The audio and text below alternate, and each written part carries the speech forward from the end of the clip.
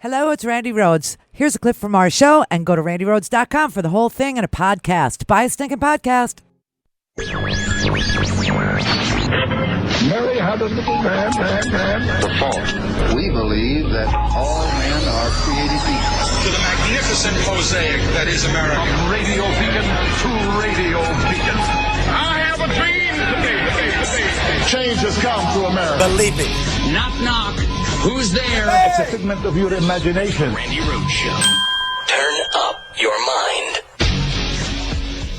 Now, about what's going on in the country with President Trump. Whether you like him or you don't, he is president. But you have said several times that he is not above the law as president. Is that correct? Yes, Senator. You told Senator Leahy if there was a law passed that a Muslim could not serve in the military, you believe, based on current law, that would be an illegal act.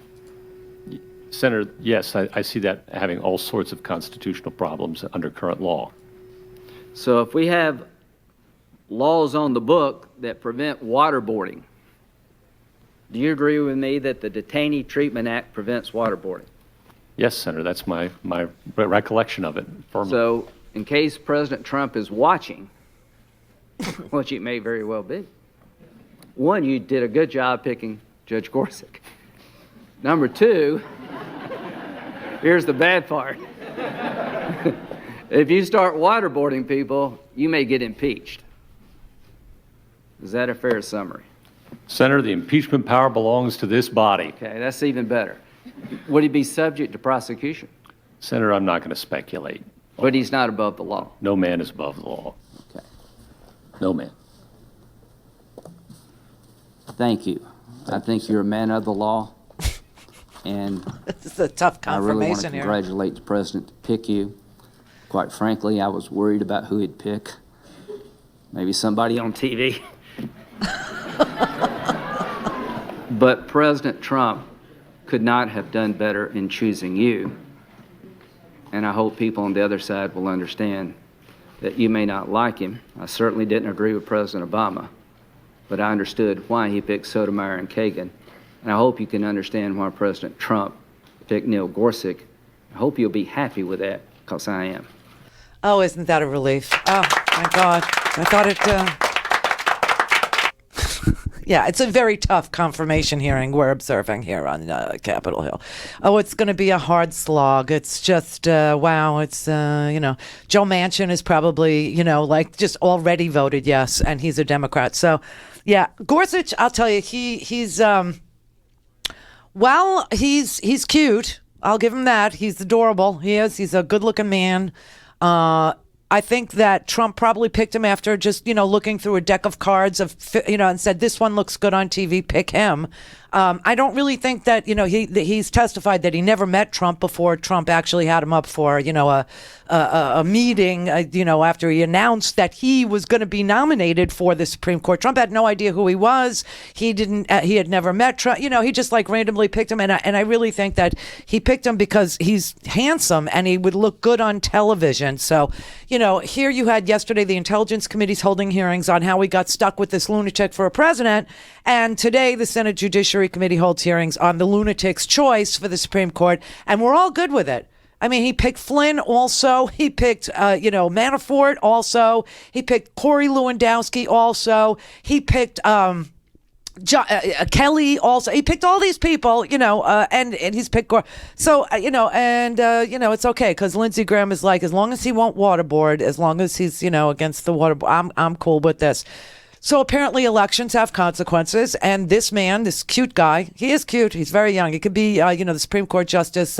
He sit on the till I'm 90. Do you know what I mean? He could be there for 50 years. He could actually, be 89 years old, 99 years old, and still be crotchety up there. So elections have consequences, but apparently so do Russians.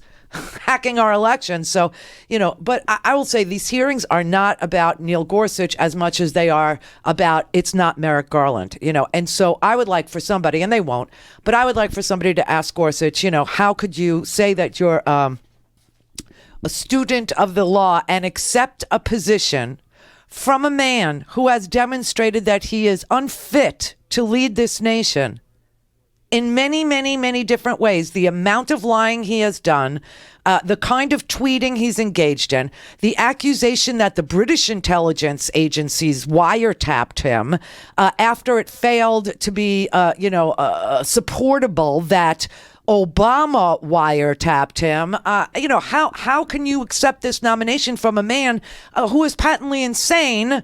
And also, you're taking stolen property because this office obviously belonged to Merrick Garland. So, how could you say? But he's adorable, he's charming, he's giggly, and all this. However, the reason why I think Trump picked him is because this man is pro.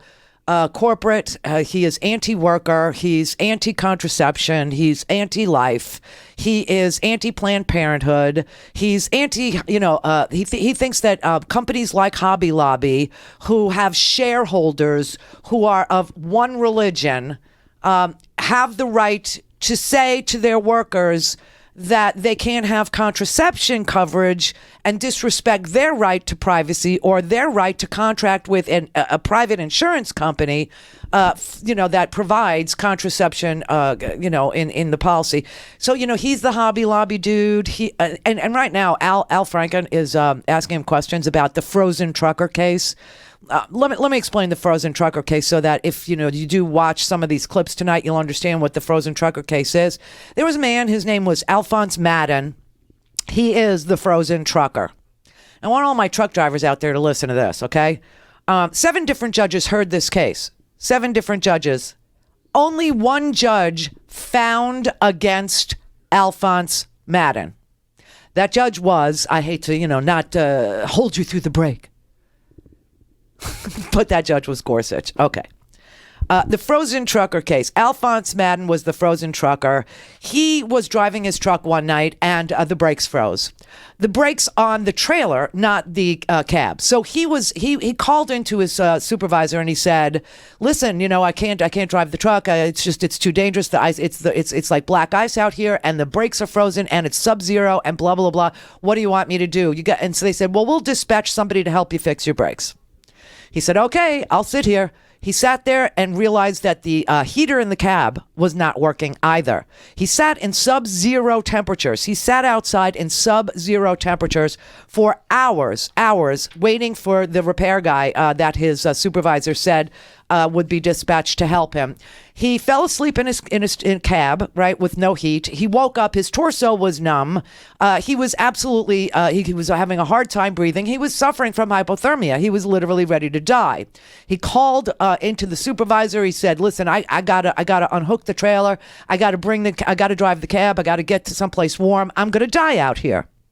And his supervisor said, "No, stay with the truck. Stay with the truck." He said, "I'll try." He stayed like another 15 minutes or so. No one showed up. He said, "That's it. I'm dying. I'm literally going to lose my life out here. I have to go to safety." So the trucker he took his trailer off his cab. He drove his cab. He went to someplace that was warm and left the trailer. He was fired. So he brought a case. He brought a case against the Labor Department, for wrongful termination. And he won, and then they appealed it. The company's called Trans Am, and Trans Am appealed it. And it went to Gorsuch's 10th Circuit. Everybody found for the trucker. Everybody said he had a right to preserve his own life. Not Gorsuch, no. Gorsuch said there's simply no law anyone has pointed us to giving employees the right to operate their vehicles in ways their employers forbid. So because he unhitched his trailer and drove his cab after waiting out there for hours for somebody to come and help fix his brakes, and because he was on the verge of death, everybody found for him and said he shouldn't have been fired. It was wrongful termination. Not Neil Gorsuch. Neil Gorsuch said he couldn't find a law that gave this employee or any employee the right to operate his vehicle in a way that was forbidden by his employer. He said maybe the Labor Department would like such a law. Maybe someday Congress will adorn our federal statute books with such a law, but there isn't one yet, and it isn't our job to write one or to allow the department to write one in Congress's place. The thing that he got hung up on is the word operate. What did it mean to operate a vehicle? Well, in that case, Judge Gorsuch, what if we started to decide what a vehicle was? What if instead I focused on the word vehicle and I decided that the trailer with the bad brakes was half the vehicle and the cab with the good brakes was another half of the vehicle? So he only operated half of the vehicle in a way his employer told him not to. Then what would you do? Split the baby? And because the trailer doesn't have an ignition switch, what if I declared the trailer wasn't a vehicle at all? And that the only vehicle in this entire equation was the vehicle that had an ignition switch that you could drive away. And his employer didn't tell him anything about the vehicle. He said, don't operate against my wishes. So he didn't operate. He just took the vehicle. And brought it to say, I don't know. But, this guy is very hostile to workers, and this is probably why he was picked. And, he's so collegiate and so congenial and so cute.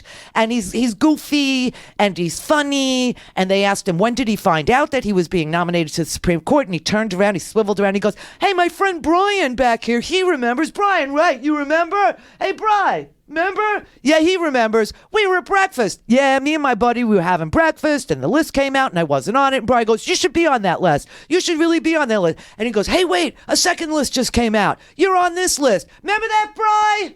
Oh, it was adorable. So cute.